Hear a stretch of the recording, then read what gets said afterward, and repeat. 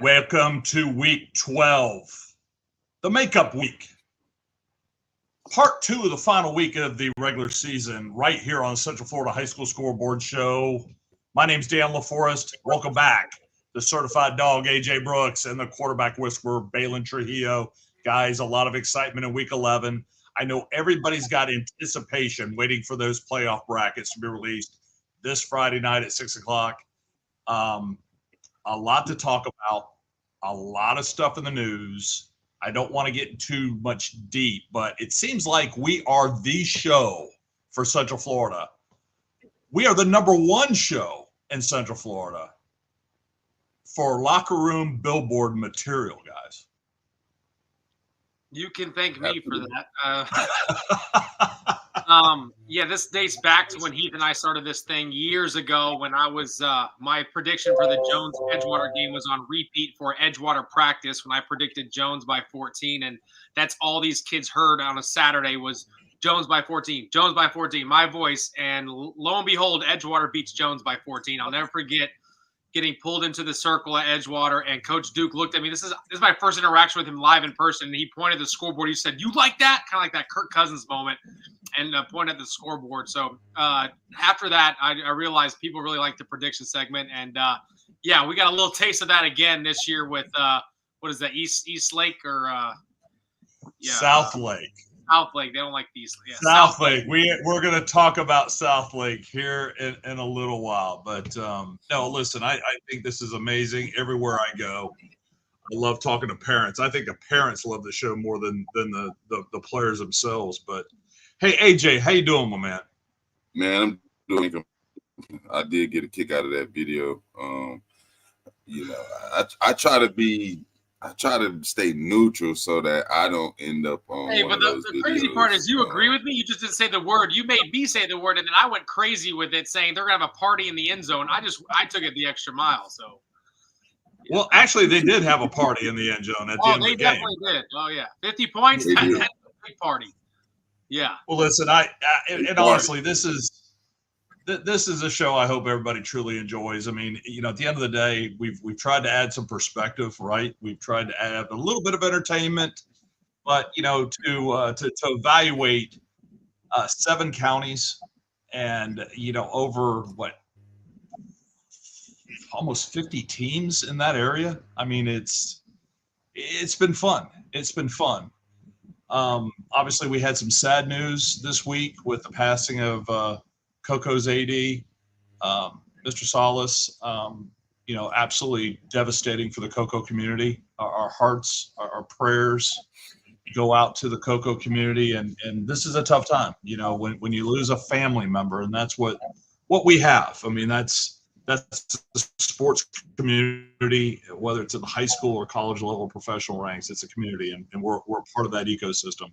So our hearts and prayers go out to the Coco family and all of Brevard County, for that matter.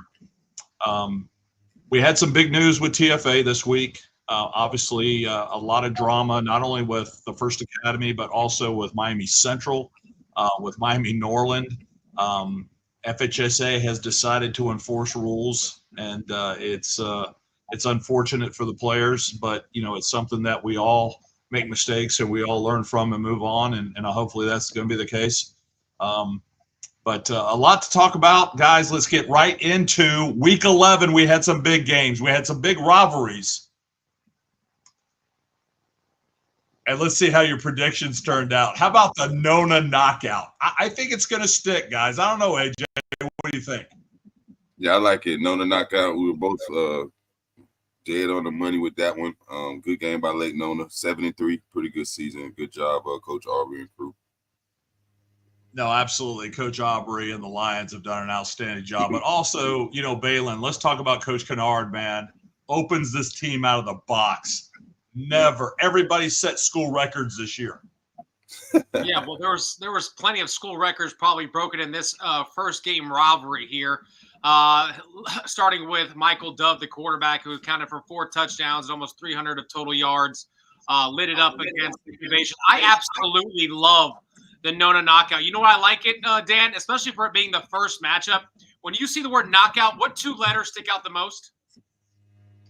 I think it's a little offsetting calling it Nona, but K and O, because KO and Innovation got knocked out. Okay, so yeah, they had a big fat O on the scoreboard, and Lake Nona completely thrashed Innovation. Now, to Innovation's credit, they're a new school. They don't have any seniors. I get it, but yeah, this is a perfect title for this type of rivalry here. Well, I can tell you right now, congratulations to Coach Kennard and the Bulls for having a 500 season. Ended up 5-5, but they play. Hold on, they play my alma mater in a bowl game, Oak Ridge, which beat them earlier in the season, and I look for another repeat. Go Pioneers! Nothing like Balin blowing the surprise for the end of the show. But yes, we got a couple bowl games. The Independents did not go into the playoffs, so. You've got Innovation going to play Oak Ridge. You also have East River playing Poinciana. So, a nice reward for these young people to play somebody else outside that schedule and have a little bit of bragging rights going in. But, again, big game. Let's move on. And how about the Barbecue Bowl? And Cocoa just absolutely takes care of business, AJ, 37-0. Yeah, Cocoa, head and shoulders the best team in Brevard County for couple years now, so I was not surprised by this outcome. I just think they're a better ball club. Obviously, Rockledge was shorthanded without their head coach, but even if he was there, I still think it would have been a pretty similar score. Yeah, Balin, and again, Brady Hart continues to set records. Had an outstanding game in this particular one, but especially for a rivalry game. Yeah, he takes pride. I talked to him after the game. He called me. He's on his way to Michigan, where we saw them play Oregon. But, yeah, he had almost a near-perfect game. I believe only one incompletion. That was a interception. Other than that, it was a pretty flawless game, threw several touchdowns. And if you watch some of the film from this game, it was dimes, like perfectly thrown footballs and just beautiful thing to watch. And just to have one incompletion the entire night in a rivalry game like this, yeah, it stinks that right before the game they were told that Coach Tyrone will not be on the sidelines for this football game. We don't know the logistics of that. I did talk to Coach Tyrone this past weekend. He seems to be in good spirits and thinks it'll all be squared away, which is great, especially for Rockledge, which they just won the district championship going into playoffs. But, yeah, Cocoa Tigers is the real deal. I know this is an emotional game, right? A lot of factors into this one, but yeah, Cocoa just continues to roll, man. I love it. All right, the Mayor's Cup, Apopka takes care of Wekiva 20-16. And as I understand this, AJ, it really wasn't this close until the end. Yeah, Apopka, I think they controlled this game for the most part. It's still so weird looking at their record, seeing 4-5. That's just since I've known Apopka, I've never known them to look like that. But I'm happy that they were able to win this ball game. It was a good win for them. Hopefully it gives them some momentum heading into the playoffs. I still think this is a brand that you don't want to play during the postseason. So we'll see what happens. I remember Tyson Davidson freshman year was supposed to be a down year, and they end up losing in the state championship. So you never know what can happen playing Apopka. So, yeah, we'll see what happens. But, yeah, good job for them. Balin, AJ brings up a good point. Apopka, even though 4-5, has had such an impressive schedule just based on power rankings. They're going to be in the playoffs. The question is, are they going to be that 8 seed having to go to Venice? Are they going to be in a 7 seed, 6 seed, possibly a rematch with West Orange in the first round? Yeah, I'll tell you right now, they're looking as the 8th seed because they won't schedule Cocoa in the week of remakes. If they did that, their strength of schedule would have actually went up even higher, which would have probably put them in that 7 or 6 seed. But because they will not schedule Cocoa, smart, they're going to probably sit right at that 8 seed and probably be on the road. But the fact that they're in the playoffs really shows you how important it is to schedule good quality football teams. And that's exactly what Apopka did. And to AJ's point, that's weird looking at a 4-5 record after a win at the end of the season.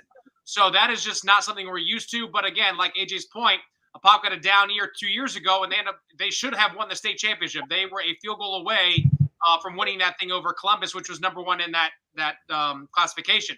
Now looking at Apopka, and even though they're 4-5, I'm gonna be honest with you guys, we're not gonna sugarcoat nothing here. 7A is one of the probably one of the best classifications to be in to reach a state championship, especially in Central Florida. I'm gonna be honest with you, a lot of the quality of opponents that they're facing outside of Central Florida is not as good as what we see every single week. So those guys have an opportunity to make a run. Now, as the 8 seed, I'm sorry to say, but your first game's against Venice, whereas if you went to that 7 or 6 seed, you could probably see them in a Final Four. But it's going to be a tough road for Apopka. But the fact they make the playoffs at 4 and 5 because they're not making up that Coco game is just a really cool thing. And it's still at that brand that AJ said. So it's going to be interesting. But this is a interesting score here when you look at it. Apopka dominates the Mayor's Cup, and it just stays right there in Apopka.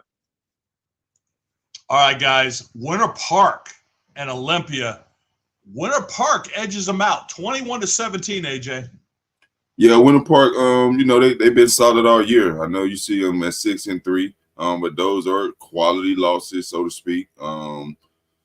Olympia on the other end, 3-6. They had a rough season. They lost 20+ seniors, 20+ guys that are playing college football. So it's going to be a rebuilding year, and that's what high school football is about. But Winter Park showed their grit and determination and was able to get the victory 21-17. So shout out to Winter Park. Yeah, Balin, Olympia coming off a big win, I believe, last week against East Ridge. Really hung in there tight with a very talented Winter Park team. Yeah, I was with the quarterback this weekend at the Miami game, Will, and just talking with him and his family. I mean, he came in there, threw a touchdown in his only drive of the game. I think they probably need to play him a little bit more. Connor had a pretty decent game, but this was more about Olympia. I mean, I'll be honest with you, from what I hear from their side and other people that I've talked to, Olympia really played a good football game here. They were actually up 17-14 in the fourth quarter, had an opportunity to win the game, and then Winter Park scored late to take the 21-17 win here. I don't know what's going on with Winter Park, to be honest with you. I was probably out of the three of us, if we want to be honest, the one that really liked Winter Park early on, and you guys obviously wanted to see them prove something, but now I'm like, man, they struggled against Timber Creek, which is not that good. They struggled against Olympia, which is not that good. So I don't know what's going on with Winter Park. They're winning games, which matters, but I just don't understand how these things are close. I called a mollywop in this game, and like I said, Olympia could have won this game. So whether Olympia was on the high of the win over East Ridge or Winter Park's just trying to find their identity, and I just don't know. I don't know the whole story, but they got to figure it out because they got a big one tomorrow night. If they don't act right, they could get popped. Yeah. Who they got tomorrow night? Boone High School. We're going to talk about it here in a few minutes. Yeah. Oh, yeah, they play Boone. Win or you're in or you're out. You got to win. So. All right, guys. How about the Masters Academy? First round of the SSAA, the defending state champions, take care of the Lake Highland Prep Highlanders, 55-14, AJ. Yeah, man, Masters Academy. I just like everything about this ball club. They play good defense, good offense, complementary football, so to speak. Obviously, they got Jackson at quarterback. He's a stud. But they also have other pieces. They got a good run game. I like their defensive backs. I like the wide receiver core. I think this is a very promising team, and I think they got a couple more wins in them. So yeah, we'll see how they continue. Balin? Not sugarcoating it. Masters Academy is like the Alabama of the SSAC. There's not a single team in there that can compete with these guys. You got arguably two best offensive-minded coaches in the game, and their father and son. A guy who coached at the highest level at UCF, a guy who played at the highest level at UCF. I mean, we're talking playing the NFL. I mean, there's so much that goes in with just the Cruzics that now they bring that knowledge to a team like Masters with good talent like Jackson Stetcher and the guys around him, like the two running backs they got, O'Shea and them boys. There's not a team in the SSAC that wants to see Masters Academy. I don't care what anybody says. It's not close. They're going to win by a landslide. Like I said, they might even give up 14 the rest of the way here. Masters going to win a state title back-to-back years, and Jackson Stetcher will be a two-time state champion as a ninth grader. It's unreal what Masters is doing right now. Lake Highland had a great year, 6-2, and look at that score. I mean, it's not even close. So, yeah, it's unfair, and I think that some people might push them into the FHSAA next year because of how much they're dominating in this league. Yeah, you mentioned that ninth grader. We're going to talk about him here in a few minutes. All right, guys, it's a big game. This is what we were talking about earlier in the show. Both of you guys took Leesburg, and rightfully so. Leesburg's been playing some great ball all year. but the boys down in Groveland took offense, and they put it on them 52-21, AJ.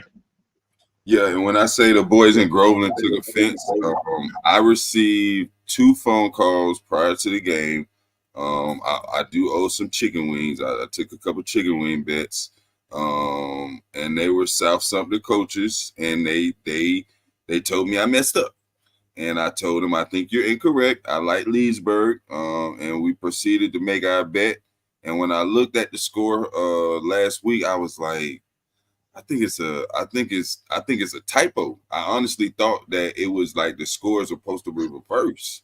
And Roman Tatum, he sent me a message and he said, "You got us messed up." And I said, "Congratulations, my boy. Good win." So yeah, shout out to South Lake. They definitely played our clips. I did pick Leesburg, but I did not say it would be a mollywop. I left that up to Balin. And he obviously took the bait and just ran. He was right. It was a mollywop. It was a mollywop, just in reverse fashion. But yeah, shout out, congratulations, Coach Lord. Great season. I think Coach what's my boy name from Ponciana? I think he coach over there now. But yeah, shout out to Russell Holly's over there. Yeah. But shout out to South. Randy Beacon. Randy Beacon's over there. Coach Beacon, there, my boy Randy, he's over there. So yeah, Coach Beacon texted me as well. So I mean, yeah, I got nothing to say, but congratulations to South Lake. I was wrong. I was dead wrong, and you guys deserve all the credit. And I can see it in Balin's eyes. He's been crafting his next response. So Balin, take it away. I have nothing to say. I mean, oh my goodness. I love the fact that you guys want to make videos of the mollywop. You give me more attention, which is what I like anyways, and everybody knows that. But shout out to Coach BG, my guy. He had texted me and said, "You got us messed up." Coach Tatum texted me, "You got us messed up." I mean, everybody had the right to literally text us that because of how dramatic I made the Leesburg prediction, because, of course, I said there was going to be a party in the end zone. I think that's where it really went overboard, and they really had a party in the end zone. 52 points. Everybody seemed to score there. But I also got some news that some key players may have played sparingly in this matchup, not giving any excuses, because that's what they all said, especially Coach BG. Don't give no excuses. But the facts are the facts. You know, that quarterback is dynamic at Leesburg. He had a special season, played sparingly in this football game, did play, but it wasn't like what we're used to seeing on a weekly basis. South Lake did a great job monitoring him, and they blew the brakes off Leesburg. This is a massive win for South Lake, especially for Coach Lord. He's changing the culture, especially in that county. Now that we know the situation at Lake Mineola, they're starting to go down a little bit, so why not make a new powerhouse there and put one of the best, winningest coaches in that area for a team that has a logo that usually wins in Central Florida, like Edgewater, but flipped in different colors. So why not make a splash over there and be the powerhouse along with Leesburg, who's just on the come up. But yeah, there was a party in the end zone. It was not Leesburg. It was South Lake. I ate my words. Couldn't say much. My phone was being blown up. They deserve everything. But yeah, this was humbling. But like I said, I like the video because this gives us more attention for the show, and that's what we love, especially me. You know, I think we need to take a minute and really talk about the quality of football we've seen in Lake County. Okay, Leesburg Coach Scott takes over that program this year, has done an amazing job this year. Yep. I love what Coach Jones has done over at Tavares. They had a winning season. I love what Coach Hutch has done over at Mount Dora. They've had a winning season. You got to love what Coach Lord, like you said, is building at South Lake. But you have to give a lot of credit to the coaches over at Lake Mineola. What they've done to get 3 or 4 wins is amazing, considering how that program looked in July. I really like the trajectory of the quality of football in Lake County, guys. All right, this was a big one. West Orange goes into Dr. Phillips. The Panthers really controlled this game, AJ, 33-11. Yeah, the Panthers. I thought midway through the season that this could be a special season for them. I still believe that. With the lone loss coming to the Edgewater Eagles, Dr. Phillips, they proved to be the team that I thought they were, winning 33-11. Stanley had a good game. Mikhail had a good game. Kai had a good game. All the guys who needed to have a good game had a good game. And the rest of the crew followed their leaders. So shout out to Coach Wells and crew, Coach Sapp and the boys. They did a wonderful job. But I do want to give a personal shout out to Coach Gino Thompson over at West Orange. For them to be sitting here at 8-2 at the end of the season, when they lost all the players that they lost over the summer, myself, like a lot of other people, wrote West Orange off. I didn't think they had a shot to make the playoffs. I didn't think they would be. I thought they would be 2-8, not 8-2, 3-7 at best. But shout out to West Orange, the kids, the coaching staff. They had a wonderful season. Season's not over. They'll still go to the playoffs, but as a regular season, they did a terrific job. So shout out to that whole entire program. Balin? Yeah, I think AJ said it really, really nicely. I mean, I'll be honest, I was one of those people that did not believe in West Orange, and I just thought that the talent level, I mean, the secondary obviously speaks for itself, but other than that, the key pieces, I didn't know how the quarterback position was going to be played, especially when you have, Brian and AJ Chung. There's a lot of hype there. They're both young. This receiving core, young. The offensive line, pretty much young. I mean, I didn't know. And then the roster, you only have about 30 to 40 players total, where most programs are carrying 60 to 70. I didn't know how it was going to last throughout the year, especially with teams like, Apopka on the schedule and whatnot, where those guys are playing good competition every week. 8-2 is a phenomenal season. I think, in my opinion, he should probably win Coach of the Year or be a nominee for that just because of that reason. But I don't want to discredit Dr. Phillips. I mean, they pummeled West Orange, and West Orange is a good football team, as we see. West Orange's 2 losses were blowout losses to Evans and now Dr. Phillips. But again, it doesn't shy away from their great season. Dr. Phillips struggled with Apopka. West Orange mollywopped Apopka.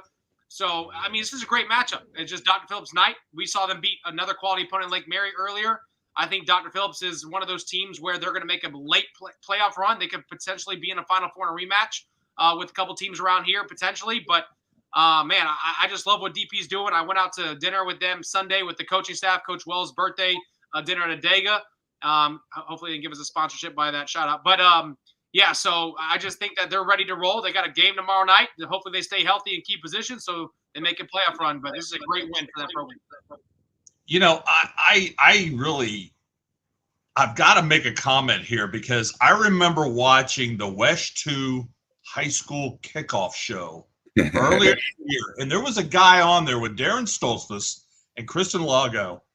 And Darren asked this particular gentleman, what is the team we have to look out for nobody's talking about? And I believe that guy said West Orange. Hey, what was the guy's name, though? What was his name? Do you remember his name? I can't remember who. Balin, do you remember who that guy was? I wasn't there. I think it was Dan something. Dan. I do recall a conversation. Dan LaForest? I do recall a conversation I had with Dan before the season, and he asked me what my sleeper team was this year, and I definitely said Dr. Phillips. So here we are at 9-1. No, but Dan said West Orange. Yeah, Dan called that. I didn't know that, but I wasn't there. But yeah, that. And for the record, last year I was asked that same question, and my response was what, AJ? Who was it? Olympia? It was Evans. Evans, yeah, it was Evans. And he was right last year because Evans made the playoffs first time in like 12 years. So August of 2025, you guys turn into Wesh. I need to ask you my prediction of that team that nobody's talking about. All right, Dan, over under next year for. I need to ask him the pick 4 for that night. Yeah, exactly. See what happens. All right, guys, the Battle of the Barrel. Ooh. Edgewater is firing on all cylinders at the right time of the year. Man, they beat Boone again in this run. It's been what, 6 straight now, I think, for Edgewater. 7, 42-14, AJ. Listen, total domination. After that TFA loss, Edgewater has been on a mission, and after the Dr. Phillips game, I did get I communicated with Coach Duke. I texted him, and we joked about a couple things. But man, Edgewater's rolling right now, bro. Cardi Manuel is clicking. The defense is humming.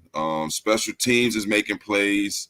JB, he had a pick 6. He's committed to South Dakota. I mean, they clicking, like you said, at the right time of the year. This is a ball club that I would not want to see. They have the pedigree. Honestly, it's only one more thing for Edgewater to do, and that's win a state championship.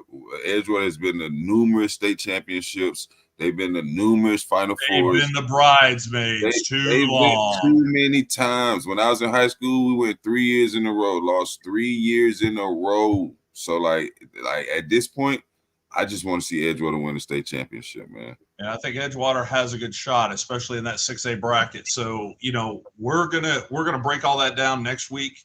Balin, you've got to love the progression of the Boone Braves as well, especially in their passing game.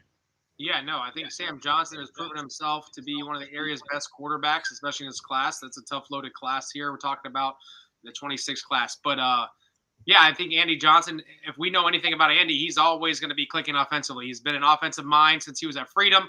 Obviously now carried on at Boone. He's always had a good quarterback.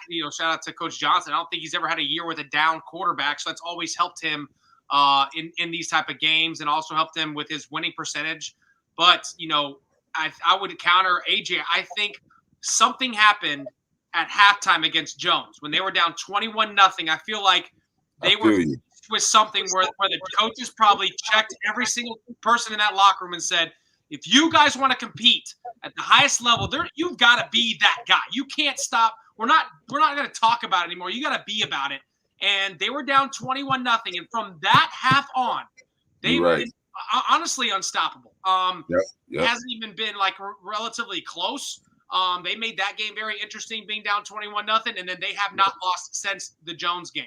So it's been crazy to see this. I think Duke is phenomenal coach. I think he's one of the best in this area. And if people don't know this, him and Coach Elijah Williams actually have a really good relationship with each other. So when you have those two minds in the off seasons trying to learn from each other, this is why you see those two guys be at the top of the list when it comes to competing for state titles or fighting themselves in a Final Four and district championships. The best thing about Edgewater, honestly, they don't have to see Jones in the second or third round. Now they can kind of play the table, run the table, and actually represent Central Florida and hopefully make it to that Final Four state title game. They still have teams like, Lakeland out there, St. Thomas Aquinas. I still believe Armwood may be in that classification. There's some tough opponents, but I believe with what Edgewater's doing right now, those teams aren't seeing the competition Edgewater's seeing every week, and they're dominating that competition. I love where they're headed here. 7 straight wins in this rivalry matchup. This was a rivalry that I was a part of when I was playing. I was 2-1 against Edgewater when I was at Boone for 3 years. But Edgewater always was the standard, and they remain that way around here. Tell you what, we're going to wait and see what happens here with these playoff brackets. All right, guys, this is the big one. We hyped this up. Balin, you even gave AJ some points in this game, but Lake Mary. Go ahead, Dan. Tell him how many points I gave him. Go ahead. Just say that. I believe it was 13. 13. How much did they win by? Can you count? No, Lake Mary takes care of business 34-16, AJ. I think he's 18. We never shook hands or nothing. I just I want my wings extra crispy, all flats at Gators Dockside Monday night. This is crazy. I can't believe they lost by 8. You know what? You know what's crazy? I'm going to be honest with you guys because I was at this game. Bishop Moore, the first 2 drives, I'm like, okay. You were scared. That's what it was. You were scared. I texted AJ and Dan, and I said, it's 7-0. And then when they scored again to go 14, I did not respond. So I know that I admit that. But then it wasn't even like 5 minutes later, Lake Mary takes the lead. And now from that point, it was crickets from the other side. But I'll tell you what, man, Lake Mary, defensively, I mean, they literally shut down Bishop Moore for 3 quarters. After the first 2 drives where Bishop Moore had their way, whatever they wanted to do, especially with Bjorn, with his feet, he was killing Lake Mary. He was running all over them. They couldn't touch him in the backfield. He made some great plays with his arm, obviously. But after those 2 drives, it almost looked like Bishopmore was playing to win by trying to control the clock. You can't do that with a quarterback that's trying to light it up every single play. And once they started rolling, I mean, it was like Adrian was like, what? Update. I was like, all right, what's going on here? It just got bad early. And then, of course, it was 34-14 with like a minute left, and they got a safety. But, yeah, Lake Mary is the real deal. They're scary, especially at home. I think Noah's only lost 2 games at home as a starter, and one of them was obviously Lakeland in a heartbreaker, which they could have won. But I love where Lake Mary is, man. I don't know what else to say. Bishopmore is still a good football team. I think they can make a run in their division. They went to, I believe, the Elite 8 last year or close to a Final Four. Lost to Bowles. I think they have a chance to run it. If they just do what they did the first 2 drives. No. The only 2 losses, did they lose to Bowles? Because they lost to St. Thomas Aquinas. No, he's talking about last year. Talking about last year, they made a run. Last year, yes. So I think they could do the same thing here. I think they could. I love what I saw the first 2 drive. I'm like, I literally was like freaking out. I'm like, okay, this is going to be a blowout. Like they're going to blow Lake Mary out. And then, yeah, it was all she wrote with the Grubb story. But yeah, no, great job to Bishopmore. This is great 2 football teams. And hey, we saw a show. I at least saw a show. I don't know where you guys are at. No, listen, I think both of these programs are going to represent well in the playoffs. And, again, I've loved the progression, obviously, of Lake Mary, watching them, come together at the beginning of the season, watching them gel. I mean, Noah had a few wide receivers he really hadn't thrown to. Oh, AJ knows about those boys. He lost 3 studs, like dudes, like guys who could take it to the crib anytime they touched it. Logan Cook, Caden Harshberger, and Carson Henshaw. Those guys right there, you give any quarterback that type of dude, that's why he threw 49 touchdowns. You take that away with new receivers and transfers, those guys are all over the place, and that's why it's impressive that they're actually clicking like that.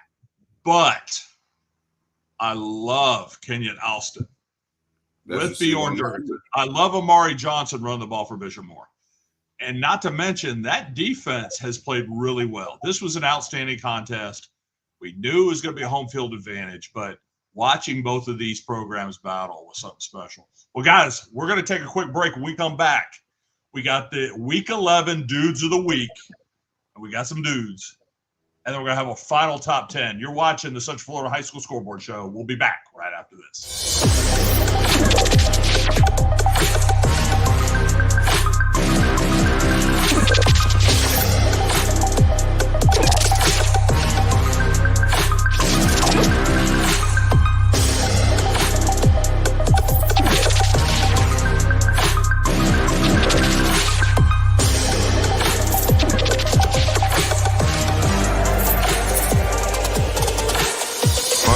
Sports Nation.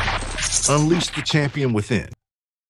All right, welcome back to the Central Florida High School Scoreboard Show right here on the Varsity Sports Nation.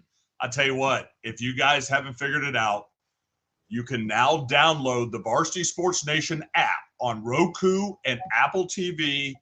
Fire Stick is coming, I believe, next week.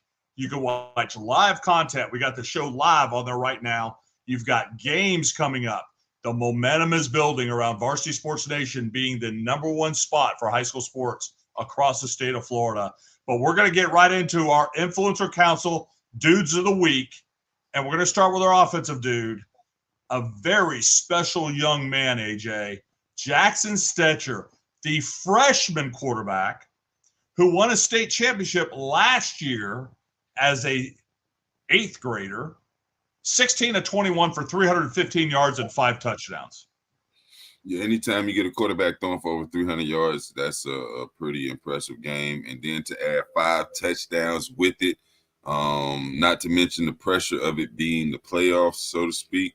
So, yeah, Jackson is a stud. I like him at the QB position. He is the future at the quarterback position in Central Florida. So, yeah, shout out to Jackson. Congrats, my boy. Good job.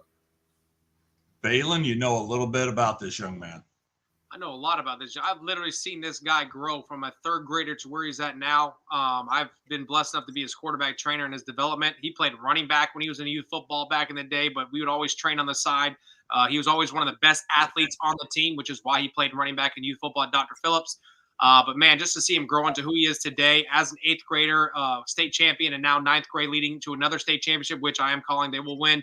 I think Garrett Kruzik with him and that talent under that leadership at Masters, I mean, that's a winning formula. And Garrett landed a diamond in the rough when Jackson was actually with him at Trinity Prep. And then Coach Kruzik took the job over at Masters Academy, brought Jackson with him. And that was always the plan. That's my plan for Jackson when he was in 7th grade. I knew he was going to play for Coach Kruzik, whether that was obviously going to be Trinity Prep. Now it's at Masters Academy because I knew what he was going to get in a developmental and mental part of the game at quarterback because I knew he was going to be one of the elite kids. And to see it actually coming to fruition and for him to dominate the way he has been every single week, I mean, to do this in a playoff game, 300 yards, 5 touchdowns, plus 16 out of 20 for passing. Jackson Stecker is the next big thing. He's going to be in my group like Noah is and Brady and Darion, that elite caliber group. He is in that in Central Florida, and I'm excited to see that happen. And he also got offered by UCF this week, which adds to a total of 4 offers that he has, especially along with USF, place that gave me an opportunity and where his dad went to school. So, Coach Kruzik takes pride. You can still get recruited at places like Masters, and when you have a quarterback like Jackson Stecker, it can happen. Let's talk about our defensive dude. And guys, we haven't talked a whole lot about Palm Coast, but they're sitting at 9-1 right now. Zayden Green, the junior linebacker, 12 tackles, 5 tackles for loss and a sack. AJ. Yeah, my boy was balling. 12 tackles, 5 TFLs. That means he was living on the other side of the ball. And as a linebacker, that's always a good thing. So, yeah, he had a great game. I know they have another monster. He'll need another performance like this because they have another big game this week. Talk yeah, about that one. Yeah, man. Shout out to Zayden. Good job, man. Balin, we haven't seen Palm Coast show up to media days the last 4 years. It's so hard to get a beat on a team without seeing them. Hopefully Coach Fish is going to bring them in 2025. Okay, so Coach, please bring your guys. But this is a pretty impressive performance for a defensive player. Yeah, maybe it's the strategy that they don't want to show what they got because if you look at their record, they're beating people in that area that probably they didn't think they were going to lose to. And, man, Flagler Palm Coast, what a year they're having. They have a big one this week, but let's talk about the performance here. Amazing. When you have 12 tackles, 5 tackles for loss, and a sack in one football game, you're probably doing well defensively, which, again, if you hold teams to that type of standard, they're probably not scoring many points, which probably led to a victory, which Flagler did get. So they better have that type of same performance this week because they got a big one. But shout out to Coach Rob from Dr. Phillips, his alma mater. He brags about them every single week. He texts me about this team. I don't really, again, know much about him, so I just kind of take his word for it. But after looking at Max Preps and what these guys have done this year, it's really impressive, especially where they've been the last couple of years. And finally, our special teams dude, DeCorey Johnson, junior running back at Lake House, 6'2", 200 pounds, AJ.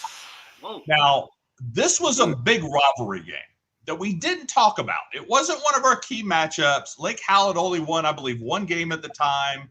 Winter Springs, and if you guys don't know the Tuscaloosa Tussle, this has always been lights out for over 25 years, right? DeCorey could have been our offensive dude very easily. Had 15 rushes for 185 yards and 4 touchdowns, had 2 catches for 26 yards, but also had a 63-yard kickoff return for a touchdown, AJ. Yeah, he was the dude last week. Anytime you get a special teams touchdown, as a ball carrier, that is one of the better feelings because it's in open space. So I could just imagine how he felt. But yeah, shout out to DeCorey. He had a great game offensively, but as well as special teams wise, adding the KOR. So yeah, shout out to DeCorey. Good job, man. Balin, you know about the Tuscaloosa Tussle. Your cousin Cohen played in this game for 3 years. This was an impressive, and first of all, big shout out to Winter Springs. What Coach Dykes has done with that program, I believe they went 0-10 the last 2 or 3 seasons. They have gained some momentum there. But also what first-year coach Dazzy Morris is trying to build a new culture at Lake Howell, bringing that single wing in. A lot of kids didn't want to stay, but the ones that are get to see success like this. Yeah, no doubt. And I love this rivalry. My cousin loved this rivalry. He took pride in this rivalry. And I believe he was 3-1 against them. And the one year they actually lost to Winter Springs won the district. And that was a heartbreaker because it was Lake Howe's year to have. And I believe that was his junior year. And that was a tough 14-0 loss. I believe I was at that game and covered it. A game that he'll never forget because they were favored in that football game. Aaron A-Train Rodriguez was a special name over at Winter Springs and was a former Lake House Silverhawk. But let's go back to this Decory kid.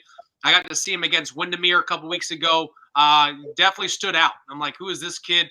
His presence, you could tell he's one of those dudes over at Lake Howell. Lake Howell looked very organized from a football standpoint. They looked very in control. Even though they lost the football game, I believe 21-13, it was a phenomenal – it was good to see and how phenomenally they were put together from a new coaching staff with a program that's not necessarily used to that type of structure. But, yeah, this is a great job for him and what he did in the Tuscola Tussle.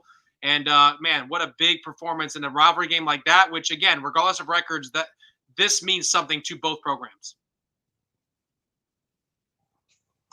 All right, guys, if you're keeping track at home, Balin versus AJ, both were 8-1 on this past week. AJ has a 1-game lead with 63 wins versus Balin's 62. So we're going to get ready for here in a few. But let's go right into our top 10. And Balin, go ahead and read it out. Yeah, I believe Bishop Moore, number 10, they stay in our top 10 just because of the quality of opponents they've played. They're 8-2. They're one of the best area teams without a question. They just obviously – kind of, I don't know what happened. They let off the gas after the first 2 drives against Lake Mary. University Orange City, they sit right there. Again, they have good wins. They won when it mattered, but just the quality of opponents hasn't really made them move up, especially when you start to talk about these other names I'm about to mention. Osceola slips right in there at 8. Just based off strength of schedule, the fact that they're on I believe a 6-game win streak after their Jones loss, which they could have won that football game. They are very impressive. I think this is a program we're not even talking about much on the show, which they deserve every right. So, I mean, they are rolling right now. The biggest win, I believe, was against Lake Wales a couple weeks ago. That was massive. O'Galley, this is another great football team. They lost up north to a team in Tallahassee, I believe, but this is still really a good football team loaded with multiple Division I talent. They are dominating that area other than Cocoa. So this is a very good football team at 7. Number 6, Seminole gets another win after TFA's debacle this week from the FHSAA. So they get a forfeit win over that powerhouse. And Seminole now moves to 8-1. They still remain at 6. 5 is Dr. Phillips. They have a game tomorrow night. They should be 9-1 to close out the year. Cocoa is 6-3. They will not get the makeup game versus Apopka, so that is it for them. Just based off strength of schedule and what they're doing each and every week with Brady Hart, it's hard to say one of these teams under them could win. Dr. Phillips would be a good matchup. It could be a toss-up there. Lake Mary at 3, even though they lost to Dr. Phillips earlier in the year, they are proven that why they're one of the best teams in the area. The 7A classifications just came out. Put them as ranked number 2 behind Venice in the entire classification. This is because of the strength of schedule. They should have beat a Lakeland team, but again, we don't do moral victories here, but that is a phenomenal win because after Lake Mary, no game has been close for Lakeland. They have rolled everybody, so it's not even like competitive. So Lake Mary, that was a big, good test for them to prove why they should be our top 3. Edgewater. Probably all 3 of our favorite teams right now because of what they've done since the half of Jones High School, rolling teams and making it look ugly. And then Jones, perfection. There's only 2 teams that are perfect in this area. That is Jones High School and Windermere. They closed the shop 10-0 last week. Jones is now 9-0, looking to close the shop tomorrow night against Wekiva. Yeah, no doubt about it. And again, there's only one. This is our final top 10. You know, we're not going to look at the games. We got a lot to talk about next week, obviously. Go ahead and go over our top 5 private schools, Baylor. Yeah, so we added a couple 3. The only reason why we really added into our top 5 because these are the last private schools remaining in the area that is still competing for a state title. Trinity Prep is the 2 seed in their division in the lowest classification possible. Same with Windermere. They're the 1 seed. So this is going to be an interesting matchup later on. They could potentially, one of these teams who does not have a winning record could win a state championship, which is wild to me. Same with Foundation. They're a little bit above those grade levels there, but they are also seeded really well. I believe they had a first-round bye, so Foundation has an interesting situation where they could win 2 games and be a state champion as well. So those 3 teams right now are still in the playoff hunt. They're still playing football past this time of our last week, which is why we give them credit, so we can hopefully talk about some teams in this area that we haven't talked about all year to hopefully chase the state championship. Melbourne Central Catholic, that team right there is scary. They just added a win against TFA. They are the district champions now. They're in the bigger classification than the SSAC, which is where Masters is at. But because of just the standard that Masters has set, there's no way they can get rid of that one spot, especially after what they did to Mount Dora Christian Academy and demoralizing that program a couple weeks ago, made them literally fall off the map. So Masters Academy is the real deal. But Melbourne Central Catholic, they have a shot at doing some special things in the playoffs too. Yeah, and AJ, I believe that Legacy Charter is still in the SAA hunt as well with Coach Zach Fox. Any comments here? Nah, it's a very solid top 10. Obviously, TFA situation allows room for others, but I think that Osceola has been on a tear. So Osceola, Edgewater, Lake Mary, those 3 teams in particular have been rolling at the right time. So I'm very interested to see how they finish up. No, I believe we're going to be talking about all 10 of these teams next week on their path to Miami to the state championship at FIU at Pitbull Stadium here in December. All right, guys, we're going to take a quick break. When we come back, we're going to take a look at a few matchups we got. Actually, one's playing right now. I don't know what the score is. We ain't had time to look at it, but we got a few tomorrow night to end up that season. You're watching the Central Florida High School Scoreboard Show. We'll be back.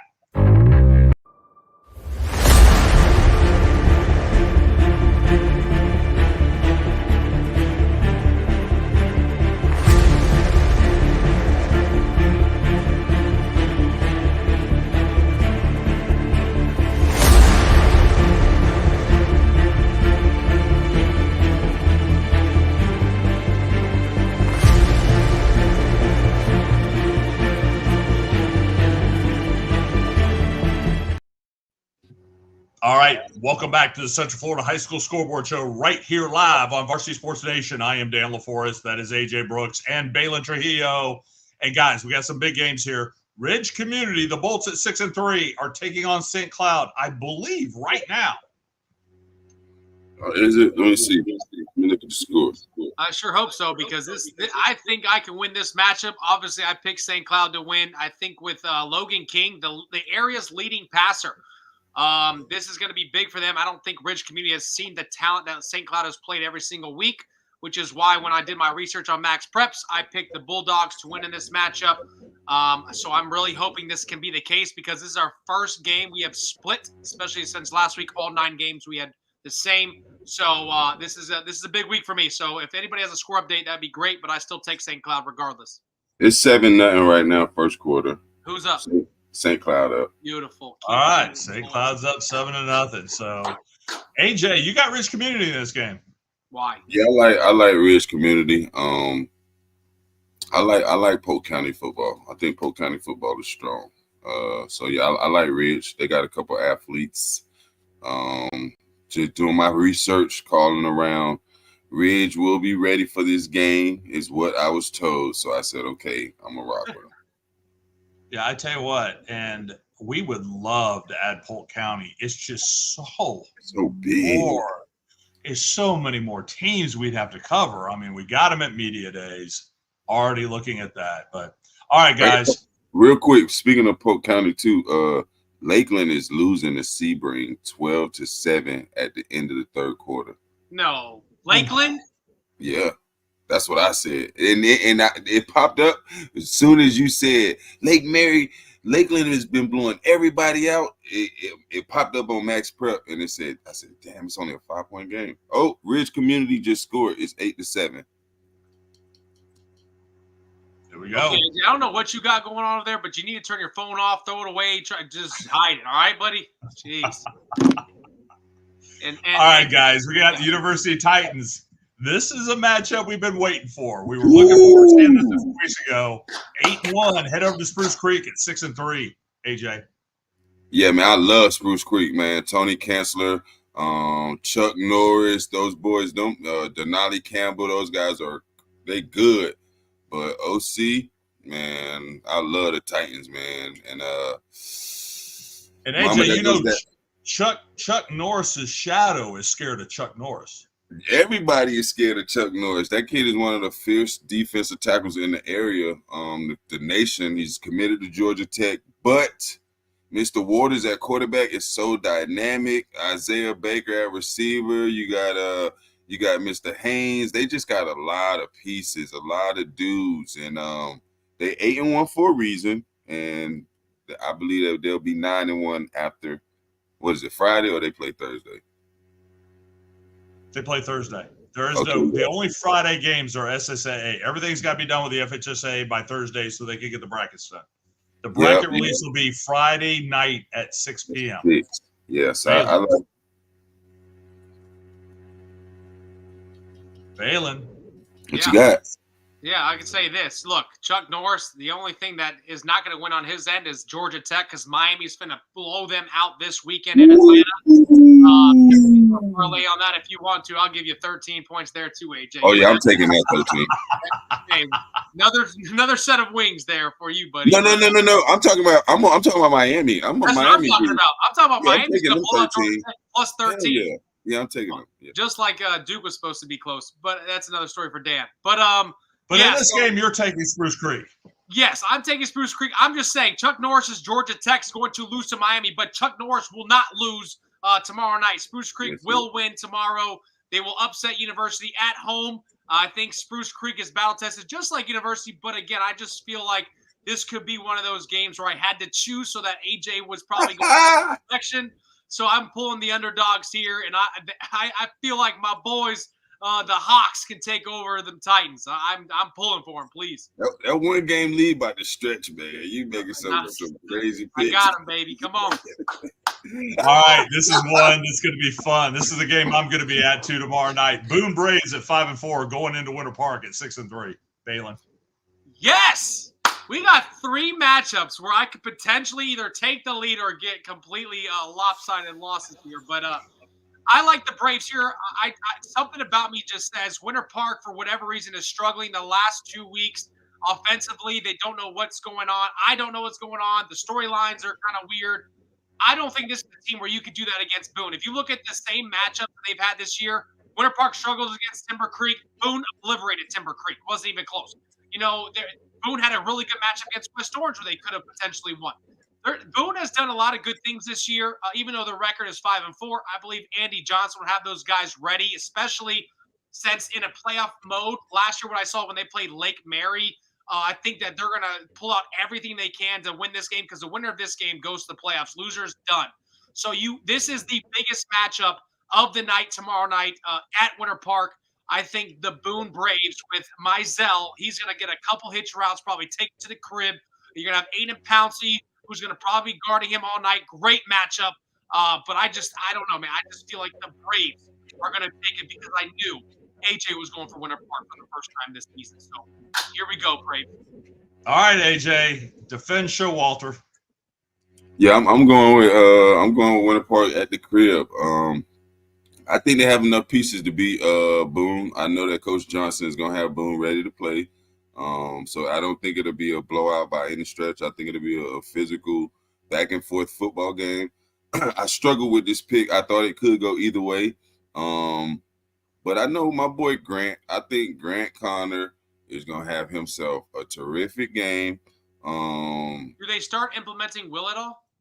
I mean, and so then that's the X factor. If Grant is, let's say Grant not having a good game, all right, well, let's throw Will in there. So I just think that Winter Park has more pieces to play with, so to speak. I'm not sure how that sounds, but yeah, I like Winter Park in this game. So yeah, I'm gonna go with Winter Park.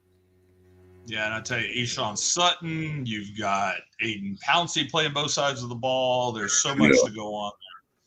All right, guys, Masters Academy continues their track for that elusive state championship. It's not very elusive. It's actually in their trophy case. Christchurch at 9-1 comes over to Oviedo, AJ. Yeah, Christchurch school out in Jacksonville. That's my boy Birch, head coach. He's done a terrific job, but we just love everything about Masters Academy. I do not think that they have enough. They do have one common opponent when I looked at it, and it was a Providence school. Well, I think they have a couple, but I looked at the game versus the Providence school, and the Masters they were a little more competitive versus the Providence school. So that's probably the main reason why I picked Masters. Plus, I just like everything about the program. So yeah, I'm going Masters Academy to get the win, and yeah, let's roll. All right, preach, Balin. No, this is the state championship, even though it's not the state championship. I think these are the two best remaining teams in the SSAC. I believe the Christchurch just obliterated Mount Dora Christian Academy, which is another common opponent here. But they did it, pretty nicely. Masters literally put Mount Dora off the map. So I believe what AJ said is correct. I think when you look at common opponents, Masters was more competitive and dominant in the common opponents. Christchurch is no slouch. They're obviously 9-1, just like Masters. So this is probably the best matchup that Masters is going to get if they get past this game, which we both have that outcome. They should easily walk into the state title and win by dang near 40. So this is for all the marbles Friday night. Yeah, this is another one. I'm gonna reach over there. This is Friday night. I'm gonna go over and watch this game as well. I think this is a matchup that is going to be fun to see. All right, big game here. DeLand, the Bulldogs, the Bulldog Bowl. The DeLand Bulldogs go over to Flagler Palm Coast and play the other Bulldogs, who are 8-1 right now. AJ, or actually, 8-1. Yeah, I think Flagler only lost came to University, if I'm not mistaken. Yeah, bad. So yeah, it's not a bad loss because University good, but I think bad loss is a margin of the score. Yeah. I know what you mean. They got blown out, but yeah, I like Flagler Palm Coast. I know ever since Coach Rowland left, Trav left, and came over to mainland, it's kind of been like, personally, I haven't been too sure of the program. This year, they made a run, and sitting at 8-1.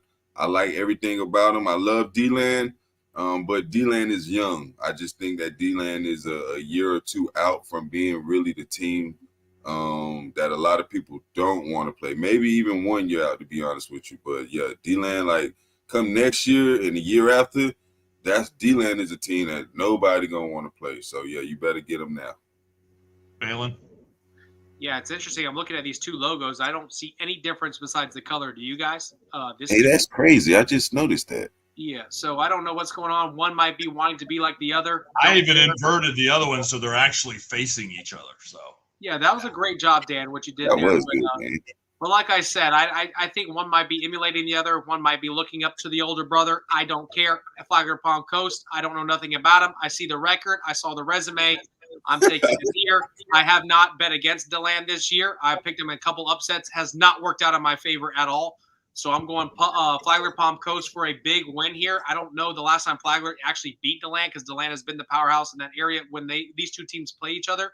Not this year. all right, guys, another Polk County team, and you gotta love Poinciana, 6-3. Heads down to Auburndale to play the Hounds, the Bloodhounds at 6-3. AJ. Yeah, Poinciana had a great season. Good job. But I like Auburndale. Polk County, again, that's good football out there, Polk County. And they got a couple guys, Jacks, a couple guys played on my 7-on-17 that I'm familiar with. So that's it, man. If them cats go to Auburndale, oh, yeah, they finna put in work. So, yeah, I got Auburndale winning this ball game against Poinciana. Balin? Don't let AJ fool you. He loves them Kissimmee boys, too, and them Poinciana boys. I thought for sure he was going to pick Poinciana in this matchup. Dang it. I want Auburndale to win because I want them to go to the playoffs and be the 8th seed so they can play Jones week 1, and we know how that matchup ended. So I'm pulling for the Auburndale Hounds this week so they can solidify themselves in the playoff to be at that lower seed for Jones. To be honest with you guys, I do believe that they're still better than Poinciana. Poinciana is still in the independent league for a reason. I just don't think that they're ready to compete with the big boys yet, even though Auburndale isn't considered one of those guys. Well, actually, historically, Auburndale straight. They are, but they've lost a lot to Lakeland. A lot of big key transfers left. Lakeland. Yeah, of course. Everybody goes to Lakeland. It's almost like Kissimmee, Osceola in this area. But Auburndale usually has some pretty – I mean, they had the number one receiver in the country at one point, I believe. So, but that's not this year. But anyways, Hounds, baby, Hounds. Yeah, and big shout-out to my guy, Never Nervous, Purvis Adamson, watching tonight, too, over in Auburndale. So, all right, Toho at 5-4. Going over to East River, man. Adam Chappell's done a good job his first year in that 6-3. Yeah, I mean, good job, East River, but hey, the DBs better be ready come Thursday, because Toho about to throw that ball, and man, I don't know. You gotta have the Savvy show. Is this gonna be the Savvy show, AJ? Savvy, Duke Brown, Isaiah Brutus too. Shout out to Isaiah Brutus. When I talk about a man among boys, Isaiah Brutus, safety, just picked up a Michigan offer last week. The kid is a stud. So yeah, I like everything about him. They got Andrew Hines, that defensive end, rushing the edge, getting that ball out quick. Coach Paradiso, what is he at? Is he at 101 wins yet? Yeah, I think he's past that this year. Yeah, so man, yeah, shout out to them. But yeah, I love Toho. I got Toho winning that. All right, Balin. Nothing impressive about Toho's 5 wins is impressive. If you look at the common opponents here, East River, I think, is shown more offensively, actually, which is very weird to say. Savvy has a good statistic yardage year, but his touchdowns are really low. They've literally been shut out in a couple games. So I don't know where they really do stand. I think they're just a 1-2 punch, Savvy Misek and the running back they got there, Duke. Other than that, it's like they kind of lack in where they've had talent in the past. But they have a good defense. I just think that East River is going to win this football game. And again, another game where I thought maybe AJ would go the other way. I'm just trying to find wins here at this point. So it's so good. I hope my son plays for DSO one day. But I just hope that East River wins this one. East River's got a little guy there that's been putting up some pretty big numbers. Some guy named McCluster. Yeah. Elijah McCluster has had an outstanding sophomore campaign. And East River's got some dudes, man. They got a good-looking tight end over there, big offensive tackle. I love what Coach Chappell's done. And for you guys, keep a score at home again. I want to make sure that on the year, you saw the picks. I think you're right. I think AJ runs with this, or Balin takes a flying leap after this game. Well, guys, listen, at the end of the day, it comes down to this. High school football is about teaching young men. And there was one more shout out I want to give is Coach Squatty Bell at Mainland. What a turnaround those Buccaneers have had. Outstanding job by him and his staff, and way to mold these guys into the mentality of coming off those losses and turning that season around.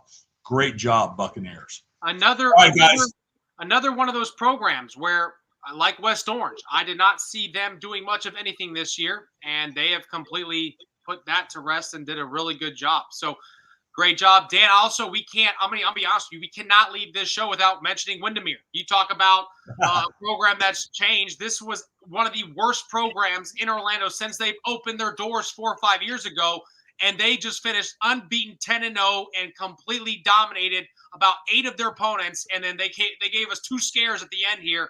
But Jack Riley scores the game-winning touchdown on a dive, a quarterback sneak in overtime. Those guys went berserk. Talked to Ricky Smith after the game and on my way to Miami. He's excited for the program. He's doing it big. And those kids deserve all the shout-out. They're 10-0. Best season ever in history. Jack Riley has every single record at Windermere. I'm gonna give you some stats here just for Jack, because this might be the last time we talk about Windermere this year. He's the all-time record leading in passes in the season with 25. He's the all-time single-season passing yards record holder with 2,219. He's the all-time single-season passing touchdown record with 4 versus East River. He's the all-time single-season passing yards in a game, 307 versus Horizon. and he's the all-time single highest completion percentage at 94% for 17 of 18 versus Cypress Creek. My goodness, Ricky Smith better find himself a quarterback come January, because those are some crazy numbers that Jack Riley did. Another piece that West Orange lost last year as a starting quarterback jumps over to Windermere and completely reshapes that program. So shout out to them, 10-0. I always end the show with that. I love what they're doing. Ricky Smith, my guy, will not play in a bowl game. He said there's nothing more for us to prove. We're 10-0, and we're taking it to the bank. So East River, enjoy Point Siena. Oak Ridge, enjoy innovation. We have nothing more to say because we're 10-0 and unbeaten. So great job to Windermere Wolverines. All right, AJ, final thoughts? Nah, man, just can't wait. Last week of the final regular season. Unfortunately, I won't see any of the Orange County games. I'll be at South Sumter versus East Side. South Sumter needs to win that ball game in order to get into the playoffs. Senior night, so yeah, I'll be out at South Sumter Thursday. But I can't wait for Friday. Love out there, man. I love that.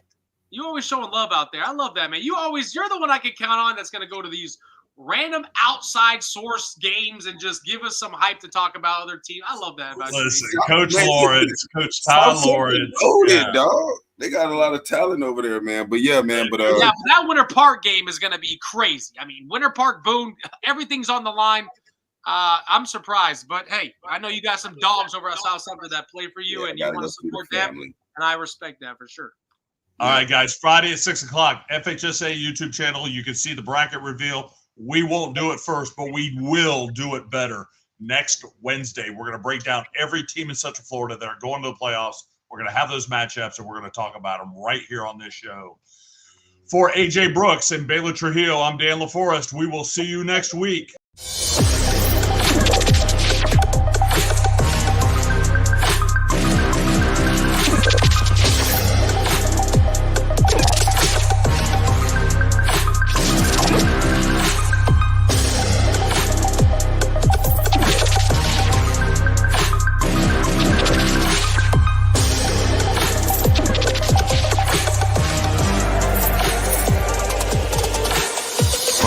Sports Nation. Unleash the champion within.